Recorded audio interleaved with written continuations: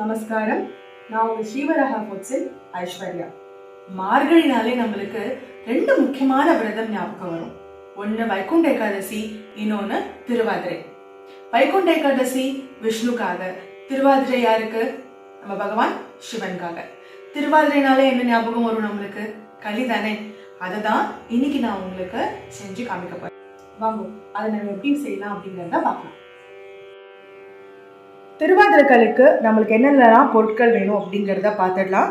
First, 1 cup அளவுக்கு பச்சரிசி. ஆற்றுல நம்ம சாதாரணமாக யூஸ் பண்ணுற பச்சரிசியை யூஸ் பண்ணலாம்.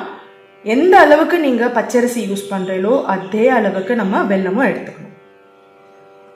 ஒரே ஒரு ஸ்பூன் சிறுபருப்பு.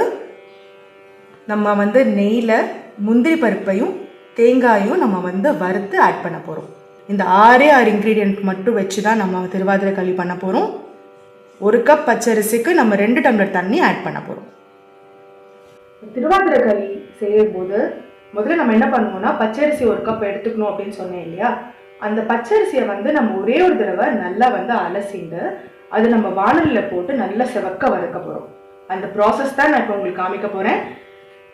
நான் 1 கப் பச்சரிசியை நல்லா அலம்பி இந்த வாணலியில் நான் ஆட் பண்ண போகிறேன்.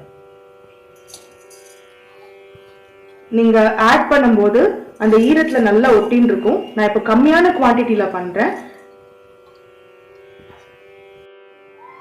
அந்த 1 கப் பச்சரிசியை நான் வாண்டில போட்டு நல்லா செவக்க வறுக்க போறேன். இதில் கொஞ்சம் ஜலம் இருக்கும். அந்த ஜலம் எல்லாமே இழுத்ததுக்கு அப்புறமா நல்லா செவக்க வரும், கலர் மாறும். அதுதான் நம்மளுக்கு ரவை பதத்துல நம்ம போய் அதெல்லாம் திரிச்சுட்டு வரணும். இப்போ பார்த்தீங்கன்னா தண்ணி ஃபுல்லாக இதில் இழுத்தெடுத்து நல்ல கலர் சேஞ்ச் உங்களுக்கு இதில் நல்லா தெரியும். கொஞ்சம் கொஞ்சமாக அந்த ஒரு மாதிரி நல்ல கிறிஸ்பியாக ரைஸ் மாறுறது உங்களுக்கு தெரியும். இன்னும் கொஞ்ச நேரம் வறுக்கணும். அப்போ தான் உங்களுக்கு திருவாதிரை களிக்கு பண்ணக்கூடிய அந்த பதம் நம்மளுக்கு கிடைக்கும். இப்போ நல்லா செவக்க வறுத்தாச்சு. அதை டிரான்ஸ்ஃபர் பண்ணி கொஞ்ச நேரம் ஆற வச்சதுக்கு அப்புறமா தான் நல்ல ரவை பதத்துக்கு நான் அதை அரைக்க போகிறேன். ஸோ இதை டிரான்ஸ்ஃபர் பண்ணுறேன்.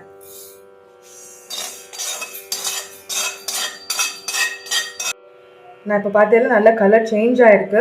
இதை நான் என்ன பண்ண போகிறேன், கொஞ்சம் ஆற வச்சுருக்கேன். இதை நான் பாம்பே ரவை பதத்துக்கு, கிட்டத்தட்ட ரவை பதத்துக்கு நல்லா திருச்சி கொண்டு வந்ததுக்கு அப்புறமா தான் நம்ம ப்ராசஸ் ஸ்டார்ட் பண்ண போகிறோம். நம்ம போய் திருச்சி வந்துடலாமா?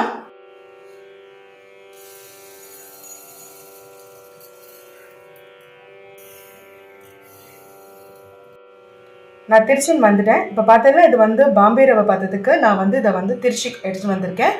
இப்போ நம்ம அடுத்து களி எப்படி பண்ணணும் அப்படிங்கிறத பார்த்துடலாம்.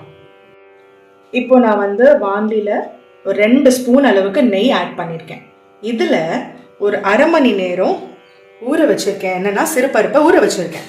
நான் அதில் இதை ஆட் பண்ணிட்டு கொஞ்சம் வறுக்க போகிறேன். நான் கொஞ்சம் நெய் தாராளமாக விட்டுருக்கேன். ஏன்னா இதுக்கப்புறம் நம்ம முந்திரி பருப்பும் நம்ம தேங்காய் பீசஸ் மட்டும்தான் நம்ம வறுக்க போகிறோம்.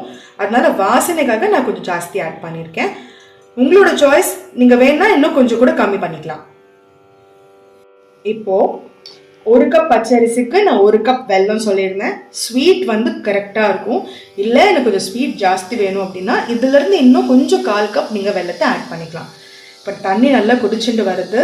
இதில் நெய் ஆட் பண்ணியிருக்கேன், அதில் சிறுபருப்பு ஆட் பண்ணியிருக்கேன், 2 கப்பு ஜலம் விட்டுருக்கேன். இப்போ இதில் வெல்லத்தையும் ஆட் பண்ண போகிறேன்.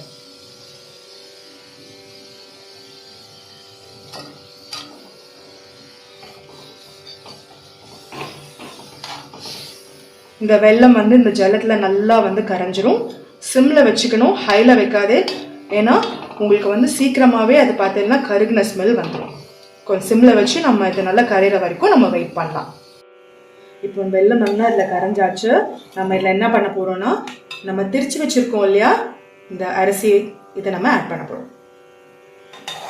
கொஞ்சம் கொஞ்சமாக ஆட் பண்ணுங்க.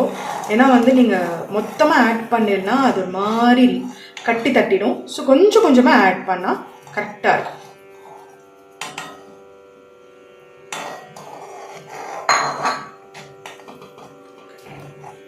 இப்போ நல்லா கொதிச்சுன்னு இருக்கு. இதை கைவிடாமல் நல்லா கிளறணும், இல்லைன்னா அடி பிடிச்சிடும். நான் இதை கொஞ்சம் நேரத்துக்கு நான் ஒரு 5 to 10 minutes இதை சிம்மில் வச்சு நான் க்ளோஸ் பண்ணி நான் வச்சிடுறேன்.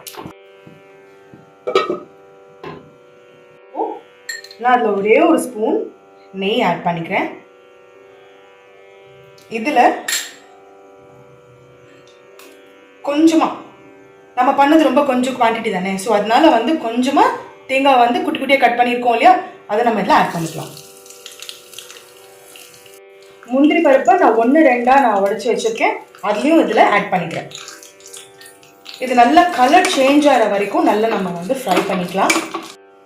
இப்போ நம்ம களியில் தேங்காயும் முந்திரி பருப்பும் நம்ம வந்து இது பண்ணுவோம் இல்லையா, நெய்யில் வறுத்தோம் இல்லையா, அதை நம்ம இதில் ஆட் பண்ணிக்கலாம்.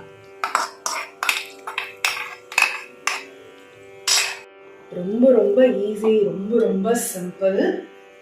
திருவாதிரை அன்னைக்கு பகவானுக்கு திருவாதிரை களி பண்ணி நைவேத்தியம் பண்ணி நம்ம என்ன நினைக்கிறோமோ அது கண்டிப்பாக நிறைவேறும்.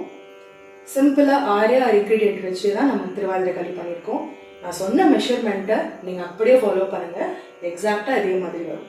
களிங்கிறது ரொம்ப ஹல்வா மாதிரியும் இல்லாமல் ரொம்ப புட்டு மாதிரியும் இல்லாமல் உங்களுக்கு வந்து கரெக்டான ஒரு கன்சிஸ்டன்ஸில் வரும். நான் சொன்ன நீங்கள் அந்த ஸ்டெப்ஸ் எல்லாம் நீங்கள் ஃபாலோ பண்ணிடலாம். ட்ரை பண்ணி பாருங்க. மறக்காமல் உங்களோட கமெண்ட்ஸை எங்களுக்கு கொடுங்க, சப்போர்ட் பண்ணுங்கள். திருவாதிரை களி பார்த்துட்டோம், ஆனால் திருவாதிரை களி அது வரதுக்கான காரணம் என்ன அப்படிங்கிற இன்ட்ரெஸ்டிங்கான ஸ்டோரி கிச்சன் கேபினெட்ல இருக்கு. மறக்காம போய் பாருங்க. கண்டிப்பா அந்த கதையை நீங்களும் தெரிஞ்சுக்கணும். நன்றி.